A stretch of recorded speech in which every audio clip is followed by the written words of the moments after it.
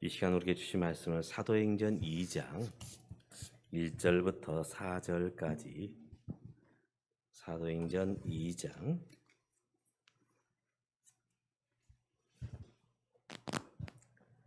1절부터 4절 신약성경 187쪽에 있습니다.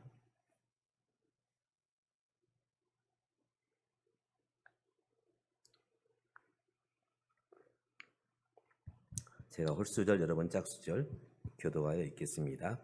오순절 날이 이미 이름에 그들이 다 같이 한 곳에 모였더니 호련히 하늘로부터 급하고 강한 바람 같은 소리가 있어 그들이 앉은 온 집에 가득하며 마치 불의 혀처럼 갈라지는 것들이 그들에게 보여 각 사람 위에 하나씩 임하여 있더니 그들이 다 성령의 충만함을 받고 성령이 말하게 하심을 따라 다른 언어들로 말하기를 시작하니라. 아멘. 가까이 지내시는 작은 교회 어떤 목사님이 함께 식사하면서 저에게 이렇게 물어보시더라고요. 목사님에게 벤츠 승용차가 주어지면, 선물을 받으면 어떻게 하시겠느냐. 그래서 문득 드는 생각이, 아니 그 목사님이 나한테 벤츠 승용차를 줄 것인가? 아니면 당신이 벤츠 승용차를 지금 준비했다는 것인가? 그래서 제가 여쭙습니다. 무슨 일 때문에 그러십니까? 했더니 그 목사님의 아는 지인 그 부분 역시 작은 교회 목사님이십니다. 개척교회 목사님이신데 하나님께서 자녀들에게 복을 주셔서 그 자녀들이 아버지에게 벤츠 승용차를 선물로 다 줬어요. 참 대단하잖아요. 그래서 이제 한 달이 건너인 그 목사님께서 교회는 작은 교회 개척교회인데 작은 교회 개척교회 목사님이 벤츠 승용차를 타야 될 것인가 말아야 될 것인가. 쉽게 생각하면 참 쉬운데 또 한편으로 생각하면 그렇게 쉬운 문제가 아니시더래요. 우리나라 문화에서는 약간 다른 사람의 눈을 의식합니다. 도예지, 아파트 이렇게 세워진 곳에서는 표가 잘 안 나지만 시골 동네, 작은 동네에서는 작은 개척교회 목사님이 벤츠 승용차를 딱 끌고 나가면 멋있다. 그러기보다는 아니 어떻게 작은 교회 목사님이 벤츠 승용차를 타? 또 마음에 이렇게 걸림이 되는 분들이 있다는 것입니다. 여러분 어떻게 해야 될까요? 그 자녀들이 선물해준 벤츠 승용차를 타야 될까요? 말아야 될까요? 제가 그 목사님께 이렇게 대답을 했어요. 저도 좀 그런 고민을 좀 해봤으면 좋겠습니다. 저희 아이들이 잘 돼가지고 벤츠 승용차를 선물로 받아서 참 그런 고민, 정말 행복한 고민이거든요. 그런 고민을 좀 해봤으면 좋겠다 하면서 대화를 마쳤습니다. 오늘 승용차 얘기를 하는 건 아니고 우리 모두는 승용차와 늘 관계되어 있습니다. 어디를 갈 때 걸어서 가기도 하지만 차를 타고 우리가 목적지에 갑니다. 경차든 중형차든 또 국산차든 외제차든 차를 타고 이동을 해요. 그런데 아무리 멋있는 차라 할지라도 그 차에 무엇을 넣어야 되느냐? 기름을 넣어야 됩니다. 아무리 벤츠 승용차가 되고 큰 차가 되어도 기름이 없으면 그 차는 멈출 수밖에 없습니다. 이것은 우리 신앙에도 마찬가지입니다. 우리 신앙이 나는 모태신앙입니다. 저는 목사요, 장로요, 권사요, 집사입니다. 저는 신앙의 연조가 정말 벌써 지금 50년, 60년이 되었습니다. 아무리 이렇게 말한다 한들 또 나는 저 큰 교회를 다니고 있습니다. 이렇게 말한다 한들 오늘 우리들 삶 가운데 성령의 기름 부으심, 성령 충만함이 없으면 사실 그 신앙 온전히 갈 수 있다, 세워질 수 있다 말할 수가 없다는 것이죠. 오늘 본문의 말씀은 성령 충만함의 사건이 초대교회에 임하게 됩니다. 그 앞장에 보면 예수님이 부활하신 후에 제자들과 함께 40일 동안 계시면서 말씀을 전하시죠. 그리고 나서 예수님께서는 너희가 몇 날이 못 되어서 너에게 성령이 임할 것이다. 성령이 너희에게 임하시면 너희가 권능을 받고 예루살렘과 유대와 사마리아 땅까지 이르러서 내 증인이 될 것이다. 그리고 주님은 승천하셨습니다. 그래서 남아있는 초대교회 성도들이 간절한 마음으로 이제 그들이 새로 마련한 예배당 마가의 다락방에서 열심히 기도할 때에 10일이 지나면서 성령이 그들 가운데 임하게 됐죠. 그러면서 이제 사도행 2장으로 넘어오게 됩니다. 바로 교회는 건물이 있느냐, 조직이 있느냐, 직분자가 있느냐, 물론 그런 것도 중요해요. 이왕이면 자기 건물이 있는 게 좋고, 이왕이면 많은 분들이 함께 하는 것이 좋고, 이왕이면 집사님도 세우고, 권사님도 세우고, 안수 집사님도 세우고, 장로님도 세우고, 목사님도 세우고, 그럼 좋지요. 그러나 이 모든 것이 없다 할지라도 반드시 교회 공동체 가운데 있어야 될 것, 우리 신앙생활 가운데 있어야 될 것, 바로 그것이 성령 충만입니다. 성령 충만. 한번 따라서 해볼까요? 성령 충만. 여러분, 기름 없이 자동차가 갈 수 있습니까? 없어요. 기름이 있어야만이 자동차가 갈 수 있듯이 우리 신앙생활의 여정도 성령 충만함이 있어야 우리 신앙을 바로 운행할 수 있는 것입니다. 오늘 저와 여러분이 이 말씀을 대하면서 오늘 저와 여러분 가운데 또 우리 교회 공동체 가운데 바로 성령 충만함이 임하기를 주님의 이름으로 축복합니다. 아멘. 오늘 우리 읽었던 말씀을 통해서 우리가 드려야 될 몇 가지 말씀이 있습니다. 바로 그것은 우리 신앙과 교회는 사람의 힘과 사람의 지혜와 사람의 능력으로 세워지는 것이 아니라 오직 성령의 역사로 우리 신앙이 이어져 가고 교회 공동체가 세워져 감을 우리에게 말씀하고 있습니다. 초대교회를 세우신 분이 누구입니까? 물론 주님이시겠지요. 그 주님은 이제 하늘로 승천하셨습니다. 바로 12 제자와 그리고 120명의 성도들이 초대교회를 세우게 됩니다. 그리고 아마도 누가 담임 목사를 할 것인지 또 어떤 분에게 직임을 맡길 것인지 아마 이런 분들도 생각하면서 사도행전에 보면은 집사님을 세우고 또 전도자로 세우고 구제할 사람을 뽑고 이런 일을 맡기게 됐지요. 그런데 그들을 보면은 사실 연약했습니다. 주님 승천 후에 그들은 사실은 밖에 나가지 못했어요. 두려웠습니다. 예수 믿는다는 것 당당하게 나 예수 믿어요. 나 교회 나갑니다. 그런 분도 있지만 왠지 모르게 교회 나가는 것 참 두렵고 사람들에게 떳떳하게 드러내지 못하는 그런 모습도 있을 수 있어요. 코로나를 겪으면서 교회에 나가는 것, 죄인 아닌 죄인이 되었던 모습들이 있었지요.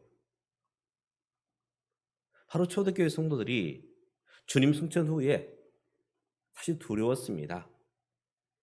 예수님을 십자가에 못 박았던 많은 사람들, 또 예수 믿는다고 핍박했던 바리새인과 서기관과 또 대제사장들, 사실 그들이 두려웠습니다. 무서웠어요. 사람들 앞에 나설 용기가 또 믿음이 그들에게는 없었습니다. 놀라운 것은 그들이 이제 성령 충만한 후에 그들의 모습이 바뀌게 됩니다. 단순히 교회에서 직분을 받았느냐, 또 교회에서 어떤 위치를 차지하고 있느냐, 이것이 아니라 그들의 속심령이 완전히 변혁되게 됩니다. 속심령이 변화돼요. 바로 하나님의 그 권능, 성령 충만함에 붙잡힌 바 될 때 그들의 모습은 담대하게 복음을 증거하게 됩니다. 사도행전 18장에 보면 아볼로라는 사람이 이제 이 성경에 대해서 관심이 있었고 그리고 믿음의 길로 들어서게 됩니다. 그래서 그는 세례 요한의 세례를 받았고 또 이 세례를 통해서 예수님을 듣게 됩니다. 그런데 예수님에 대해서 그는 정확히 알지 못했지요. 이에 대해서 18장 25절은 이렇게 증거합니다. 그가 일찍 주의 도를 배워 열심히 예수에 관한 것을 자세히 말하며 가르치나 요한의 세례만 알 따름이라. 그는 성경 교사로 성경을 가르치는 자로 교회에서 사역을 했어요. 그러나 그의 마음속에는 확신이 없었습니다. 능력이 없었습니다. 이제 바울이 에베소를 방문하게 됩니다. 이 아볼로 사역자가 열심히 사역을 하는데 그 사역 가운데 하나님의 능력이, 하나님의 임재가 나타나지 않는 모습을 보게 됩니다. 어쩌면 이것이 우리의 신앙의 모습일 수 있고 우리 교회 공동체의 모습일 수 있습니다. 참 열심히 해요.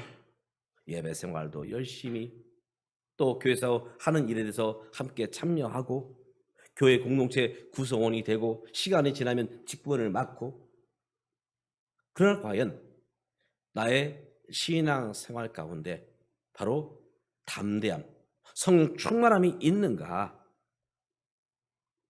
바로 이것이 초대교회의 모습이었고 아볼로의 모습이었습니다. 교회를 세워갈 수 있습니다. 또 직분을 맡을 수도 있어요. 또 공동체 구성이 될 수 있습니다. 그러나 정말 중요한 것, 반드시 있어야 될 것, 우리 신앙과 교회 공동체 안에 있어야 될 것, 바로 하나님의 역사라는 것이죠.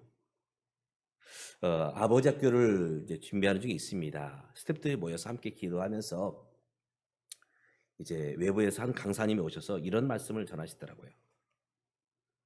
강사님의 말발로 사람들에게 어떤 감동을 줄 수 있다. 우리가 어떤 목사님이나 부흥사나 어떤 강사를 통해서 이야기를 들으면 우리 마음 가운데 도전이 되기도 해요. 또 좋은 시스템으로 오시는 지원자들, 그분들을 잘 섬겨서 그분들이 어떤 감동된 마음을 가질 수 있다. 그런데 중요한 것은 변화가 있느냐.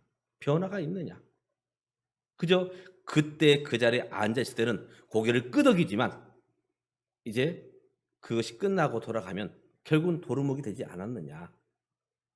중요한 것은 강사의 강기도 중요하고 어떤 스태프들의 섬김도 중요하지만 제일 중요한 것은 성령께서 모든 지원자 아버지들을 붙잡아 주셔야 된다. 맞습니다. 우리가 함께 예배를 드립니다.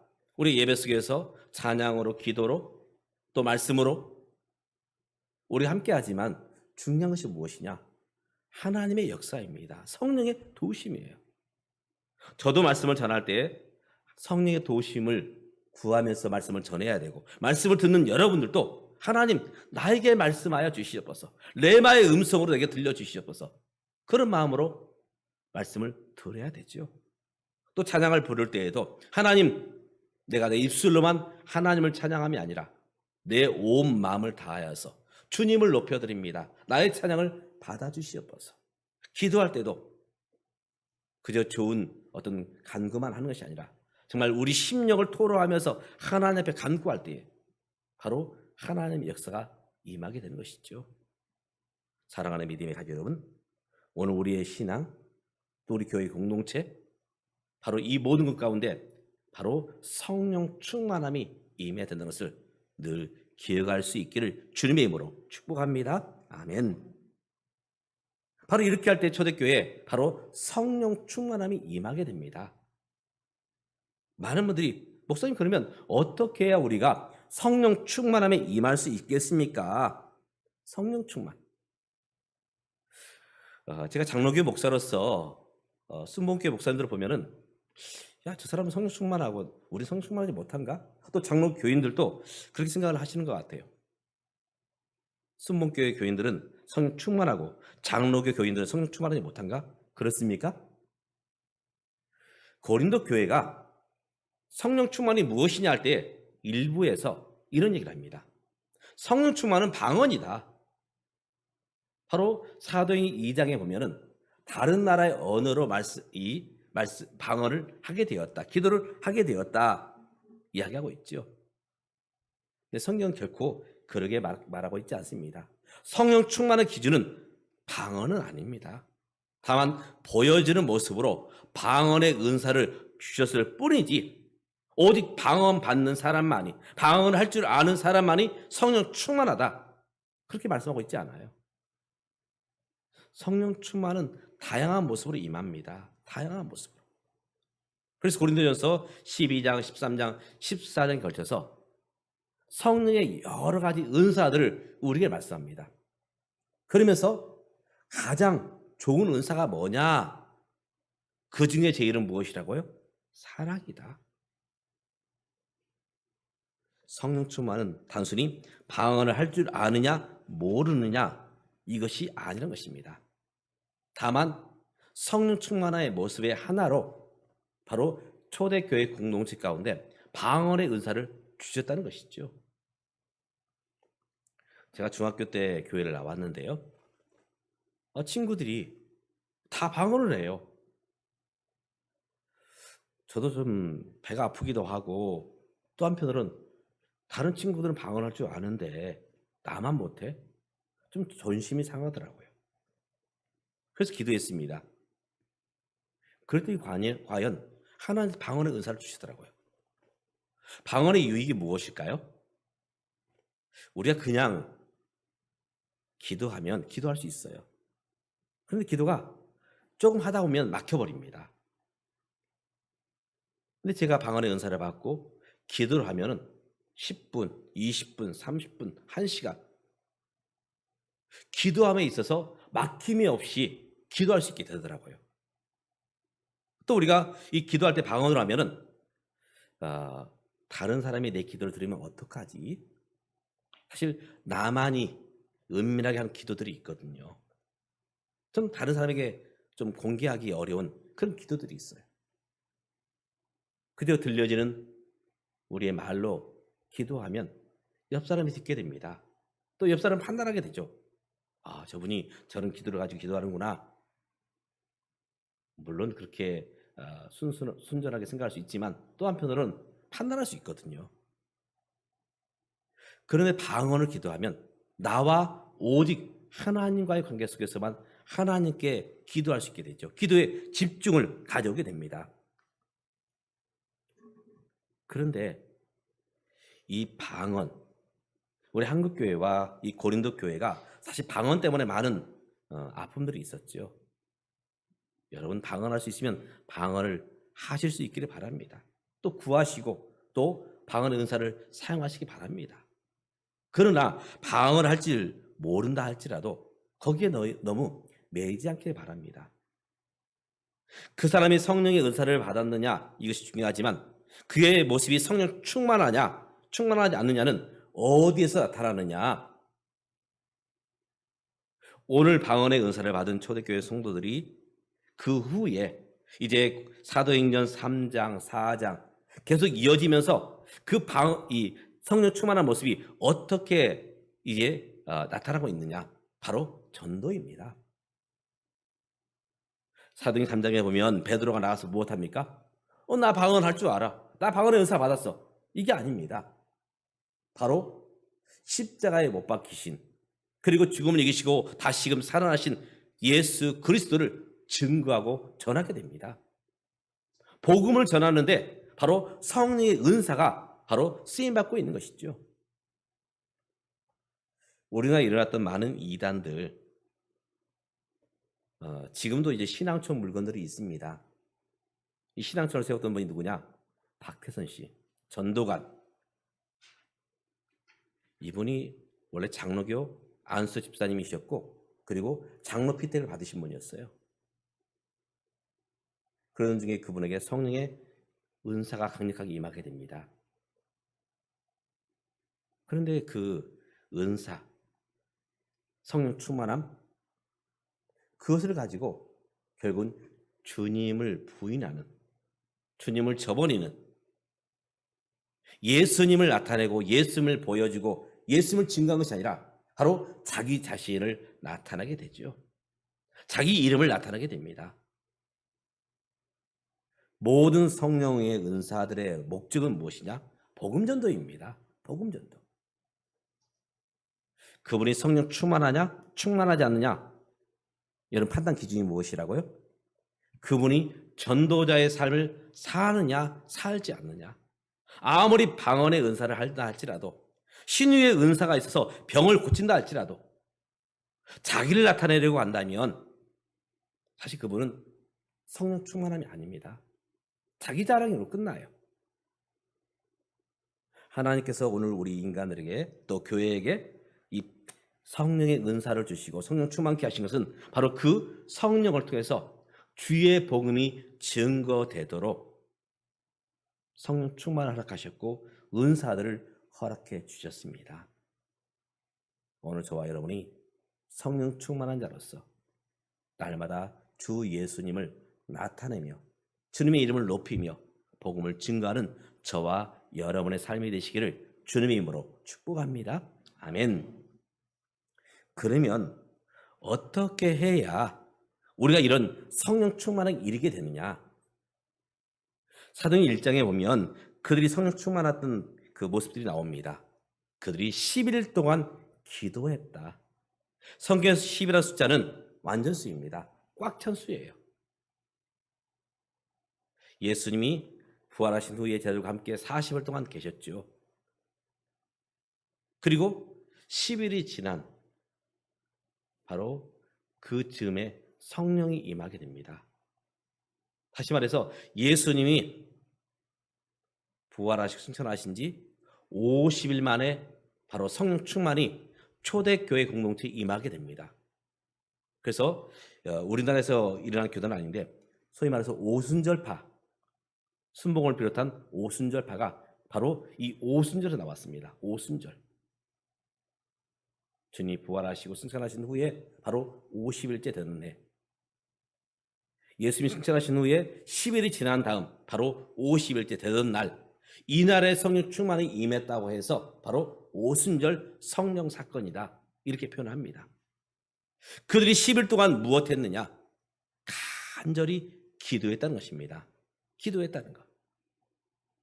여러분 기도할 때 그저 하나님 주시옵소서.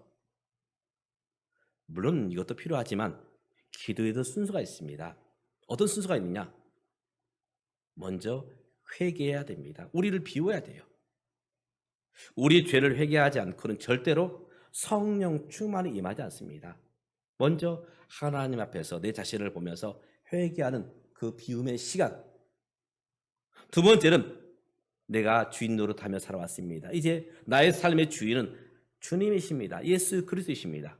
바로 주를 모셔드리며 인정하는 기도가 필요하다는 것이죠. 또 함께 그 기도 가운데 무엇이 되느냐? 이제는 내 마음대로 내 뜻대로 내가 기준대로 살았지만 이제는 주의 말씀에 순종하여 살겠습니다. 순종의 삶이 있어야 되지요. 그리고 나서 바로 성령 충만을 위해서 기도해야 됩니다. 회개와 주를 나의 구주로 고백함과 그리고 순종하는 삶과 그리고 마지막으로 바로 성령 충만을 위해서 기도할 때에 오늘 초대교회 공동체 가운데 바로 이런 성령 충만함의 역사가 나타나게 된 것입니다. 그리고 나서 성령 충만한 그들은 복음을 증거하는 전도자의 삶을 살게 되었죠. 오늘 저와 여러분의 신앙생활 하면서 성령 충만함으로 우리가 살아야 될 것입니다. 내 힘으로, 내 능력으로, 내 지혜로 사실 신앙생활 할 수 없습니다. 하나님이 도와주셔야, 하나님 함께해 주셔야, 성령의 붙들림 바 되어야만이 바로 이 제약된 세상에서 우리가 믿음으로 이겨나갈 수 있고 우리를 통해서 하나님의 역사가 나타나게 되는 것입니다. 오늘 저와 여러분이 이제 성령 강림절을 맞이하면서 오늘 성령 충만함으로 바로 성령 충만함으로 세워지기 위하여 먼저 우리를 비우며 회개하고 그리고 예수님을 나의 구주로 고백하며 그리고 순종의 삶을 살며 그리고 성령 충만을 해서 간절히 기도할 때에 저와 여러분 가운데 바로 성령 충만함이 임하게 될 것입니다. 그것은 방언이든 섬김이든 봉사든 여러 가지 모습이 나타납니다. 이 모든 모습을 통해서 우리가 복음 증거하는데 바로 성령의 은사를 사용할 때에 오늘 우리 믿음이 즐거울 것이고 우리 교회 공동체가 아름답게 부흥하며 세워지게 될 것입니다. 이런 모습 가운데 세워져 가는 저와 여러분의 삶, 또 우리 교회 공동체가 되시기를 주님의 이름으로 축복합니다. 기도하겠습니다. 우리 시간 한번 기도하겠습니다. 하나님, 내가 회개합니다. 회개합니다. 그리고 나의 주인이 예수님을 고백합니다. 내가 순종하며 살겠습니다.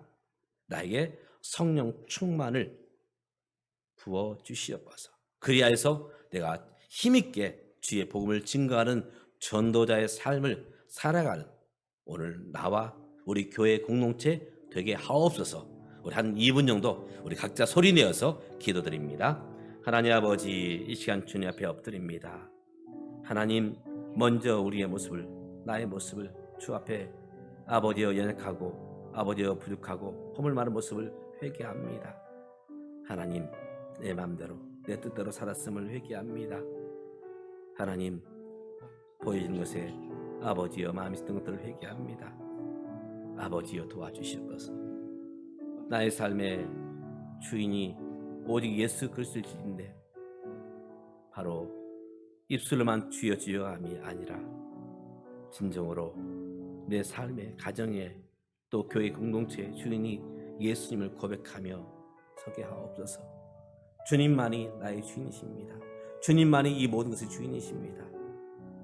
하나님, 이제 순종하며 살겠습니다. 도와주시옵소서. 아버지, 성령이 충만한 모습으로 나를 채워주시옵소서. 성령 충만하지 않고는 온전히 신앙생활을 할 수 없고 성령 충만하지 않고는 교회 공동체를 생멸할 수 없습니다. 성령 충만케 하옵소서. 아버지 하나님, 오늘 저와 우리 교회 공동체가 성령 충만하기를 원합니다. 성령의 붙들림 받기를 원합니다. 그리하여서 온전히 주님을 나타내며 주님을 높이며 복음을 증거하는 전도자의 삶을 살게 도와주시옵소서. 이 모든 말씀 예수님의 이름으로 기도드리옵나이다. 아멘. 찬송가 197장 은혜가